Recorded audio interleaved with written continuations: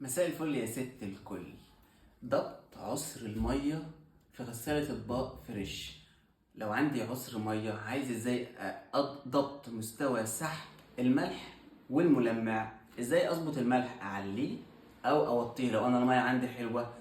اوطي مستوى السحب. طب لو انا بقى عندي عسر مية ابار، مية خزانات، وعاوز ازود مستوى الملح، تعالي انا اقولك ازاي تزودي مستوى الملح.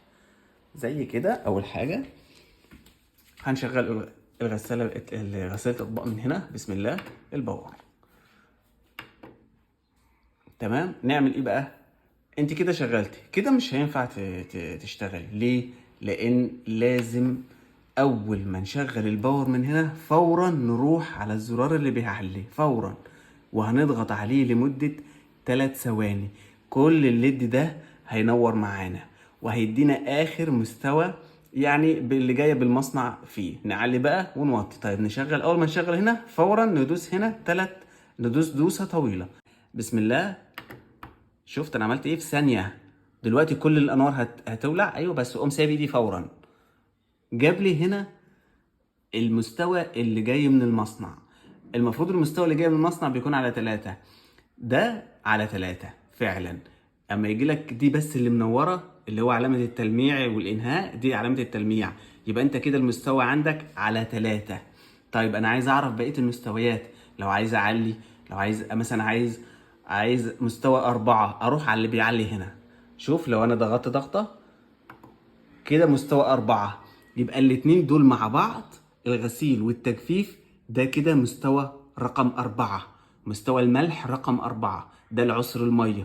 لا، لو انا المية بقى عندي فيها عسر جديد، عايز يا عم رقم 5، يبقى اروح على اللي بيعلي هنا. هيجيب لي رقم 5 ازاي؟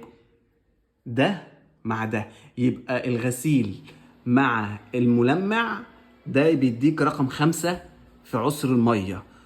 تمام. طيب هل انا عندي رقم 6؟ تعال نشوف. نروح على اللي بيعلي ونشوف هيعمل ايه. رقم 6 ده بقى اللي عنده عسر ميه شديد جدا جدا جدا، بيجيب الميه من تحت الارض. يبقى التجفيف مع الملمع بيديك رقم 6. تمام. طيب نشوف رقم 1. احنا ما شفناش 1 و2، احنا شفنا من 3 بس. رقم 1، تعال نشوف. رقم 1 وده ما بيسحبش حاجة من الملح. رقم 1 ده يعني 0، يعني انت عندك المية ممتازة. لو عملت على رقم 1 مش هيسحب ملح، خلي بالك. يبقى رقم 1 علامة الغسيل. طيب رقم 2، اروح على اللي بيعلي. رقم 2 علامة الغسيل بس. يبقى لما اجيب على علامة الغسيل يبقى ده مستوى الملح على رقم 2. ورقم 3 طبعا انتوا عارفينه وانا هظبط عليه. هد من هنا اهو، اضرب هنا، راح لهنا، مستوى 3.